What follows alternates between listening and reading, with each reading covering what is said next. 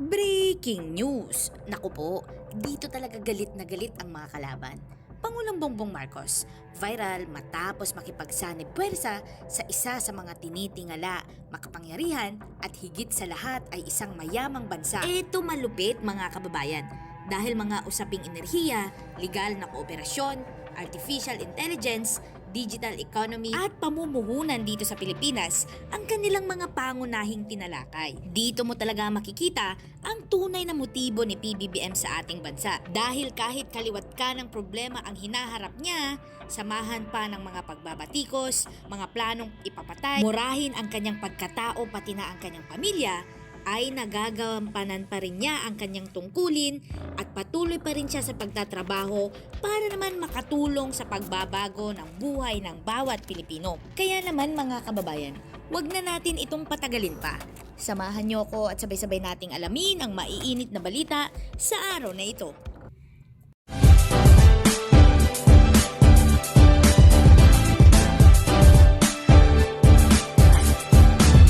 Breaking news!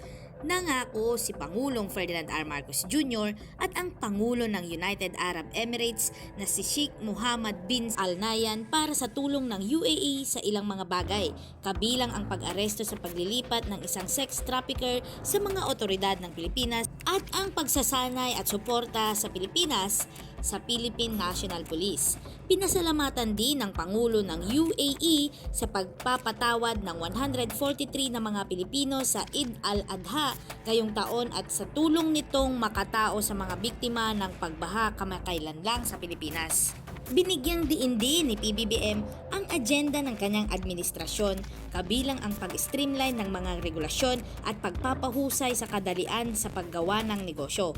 Ibinahagi niya kung paano nagsilbing inspirasyon ang tagumpay ng Dubai sa pag-iba-iba ng ekonomiya nito lampas sa langis, partikular ang pagtutok nito sa mga serbisyo at turismo bilang pangunahing mga namamaneho ng paglago ng ekonomiya.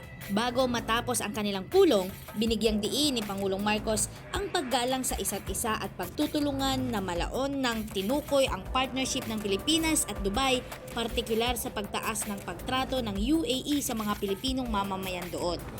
Halos 700,000 Filipino workers ang nagtatrabaho o nananatili sa UAE na nag-aambag sa pag-unlad ng estado ng bansa. I have just concluded a short but highly productive visit to the United Arab Emirates.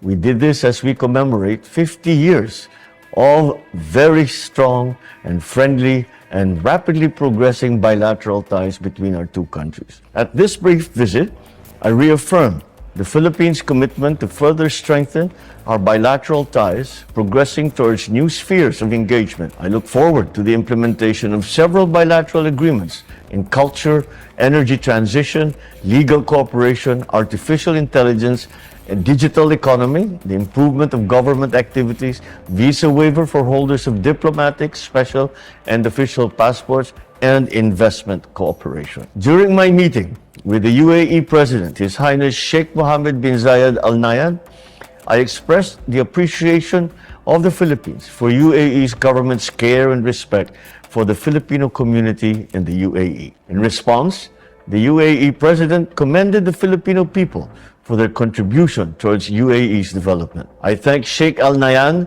for understanding that my visit had to be cut short given the need to attend to relief and reconstruction activities in communities devastated by successive typhoons. I also conveyed appreciation for the UAE's government's constant humanitarian support for victims of these natural calamities. I invited His Highness to a return visit to the Philippines in the coming months to continue our dialogue and to explore further areas of cooperation. Maraming salamat po. Magandang hapon Malacanang Press Corps and welcome sa ating press briefing ngayong araw, November 25. Increased security protocols are being implemented to ensure the safety of President Ferdinand R. Marcos Jr. and First Lady Liza Marcos in light of the death threats against them. Law enforcement agencies are in close coordination while investigating this, as it is a matter of national security.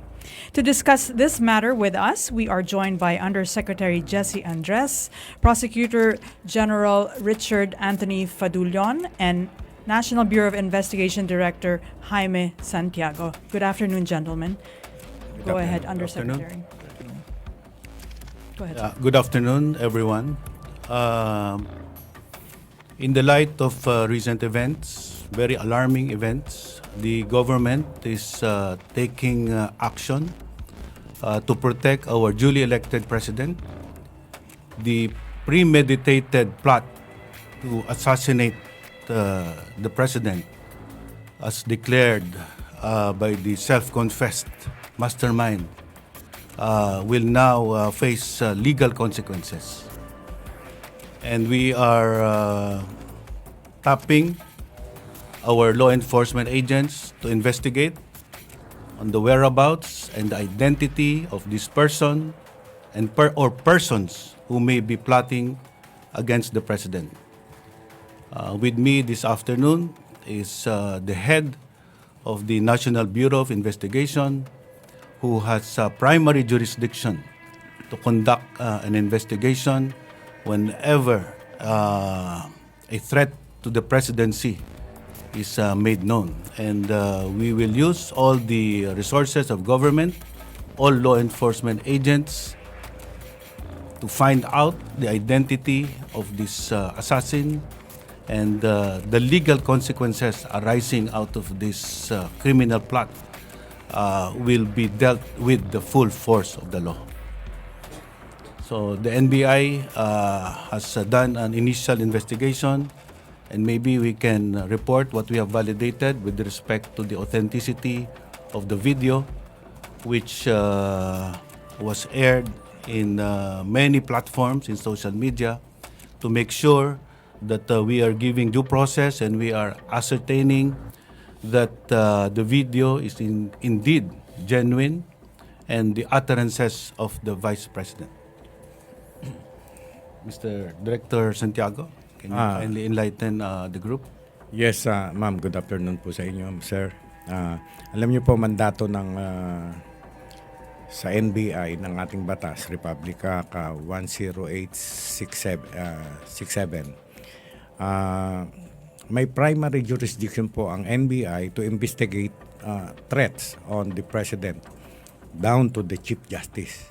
So, hindi po namin to tinetake lightly when we receive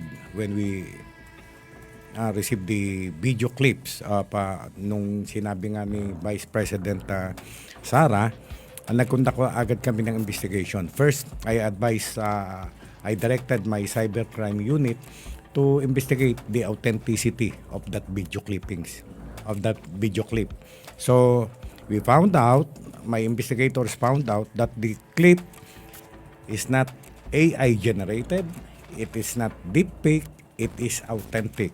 So the next step we do is to write yung platform, happen to be na yung Facebook. So we requested na preservation nung clip. So the Facebook ay kinikip na ang video clip for future reference. Granted na po yung request namin na naka-save na po yun. Now, ang next step namin ngayon is dinedetermine namin whatever action, say criminal or whatever action that we will take against the Vice President, especially the person na sinasabi niya na inutusan na niya para ipapatay si President Marcos, the First Lady, and the Speaker. Okay. Thank you. Ang investigasyon po na gagawin ng gobyerno ukol sa bagay na ito ay agad-agaran.